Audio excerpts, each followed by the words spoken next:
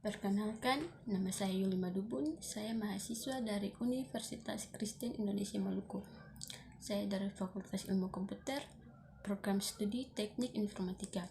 Di sini saya akan menjelaskan materi tentang teknik informatika dan komputer dari kalkulasi hingga komunikasi dengan mata kuliah yaitu pengantar teknik informatika. Yang pertama, apa itu teknik informatika? Teknik informatika adalah ilmu yang secara khusus menangani permasalahan pengolahan data dengan memanfaatkan teknologi komputer melalui proses-proses logika atau pemrograman untuk memperoleh keluarnya atau output yang berupa informasi yang bermanfaat bagi pengguna.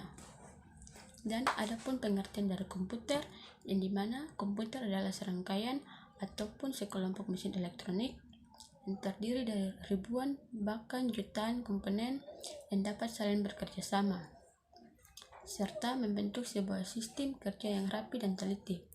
Sistem ini kemudian dapat digunakan untuk melaksanakan serangkaian pekerjaan secara otomatis berdasarkan urutan instruksi ataupun program yang diberikan kepadanya. Dan adapun manfaat dari komputer, yang dimana manfaat dari komputer terdiri dalam 3 bidang. Yang pertama, dalam bidang pendidikan. Paket aplikasi dalam dunia pendidikan yang digunakan untuk membantu, memudahkan dalam mempelajari matematika, bahasa Inggris, dan lain-lain. Dan dengan diadakannya internet memudahkan pembelajaran jarak jauh. Yang kedua, dalam bidang ilmu dan teknologi. Pada bidang iptek, contohnya yaitu pada bidang pengembangan teknologi nuklir. Para ahli nuklir dapat membuat model reaktor nuklir pada layar komputer dan tidak lagi perlu membuat model sebenarnya. Dan juga untuk menghindari biaya dan risiko bahayanya nuklir. Yang ketiga, dalam bidang perjalanan. Komputer ini digunakan untuk pengaturan jadwal kedatangan maupun jadwal keberangkatan penerbangan, sehingga menunda para pelancong, dan juga digunakan sebagai sistem pemesanan tiket online.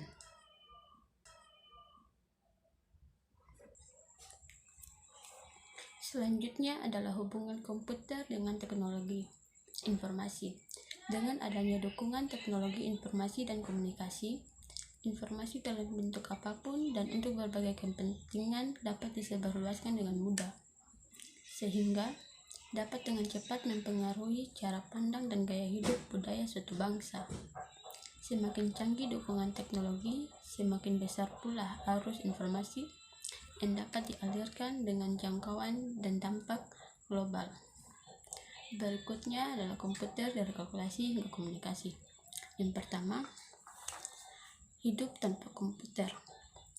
Mungkin sebagian masyarakat dalam era globalisasi mendengar kata hidup tanpa komputer dan pastinya akan menjawab tidak bisa, karena komputer sangat membantu dalam menyelesaikan tugas-tugas, dan dengan adanya komputer sangat mudah untuk mencari informasi yang penting hanya dengan duduk berdiam di rumah. Yang kedua adalah mesin proses informasi, yang dimana mesin proses informasi terdiri dari CPU. CPU adalah singkatan dari Central Processing Unit, merupakan perangkat keras komputer yang juga disebut sebagai unit pengolahan pusat atau UPP. Pada komputer, fungsi utama CPU adalah untuk melakukan berbagai operasi. Salah satu contohnya adalah operasi aritmatika. CPU dikontrol menggunakan sekumpulan instruksi perangkat lunak komputer. Perangkat lunak tersebut dapat dijalankan oleh CPU dengan membacanya dari media penyimpanan seperti disket.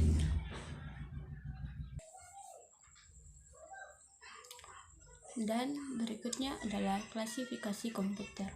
Klasifikasi komputer terbagi atas 3, yaitu yang pertama, mikrokontroler. Mikrokontroler memiliki semua peralatan pokok sebagai sebuah komputer dalam satu chip. Peralatan tersebut diantaranya adalah pemproses atau processing, memori serta input dan output. Contoh alat ini diantaranya adalah komputer yang digunakan pada mobil untuk mengatur kestabilan mesin, alat untuk pengatur lampu lalu lintas. Yang kedua adalah mikrokomputer. Komputer ini khususnya digunakan untuk single user, bisa disebut desktop atau komputer pribadi. Yang ketiga adalah superkomputer. Komputer ini merupakan komputer yang powerful yang ada. Aplikasi yang digunakan biasanya lebih cenderung untuk penelitian ilmiah. Komputer ini biasanya memiliki beberapa prosesor sekaligus untuk menjalankan tugasnya.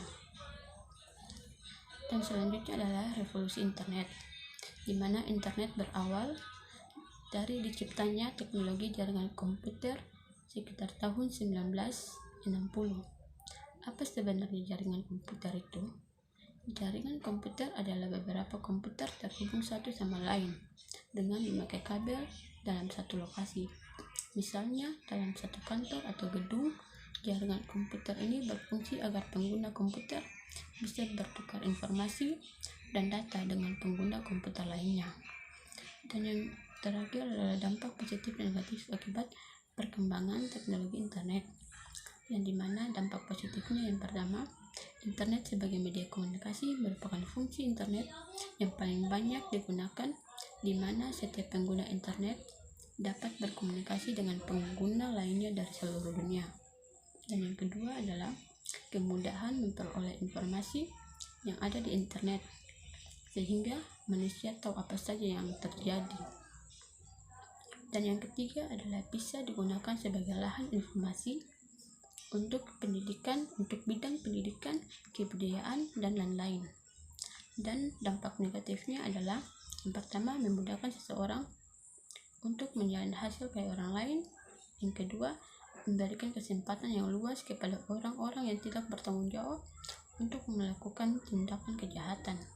Yang ketiga, membahayakan keamanan informasi yang dimiliki oleh setiap orang, misalnya pelaku bisnis dan pemerintah.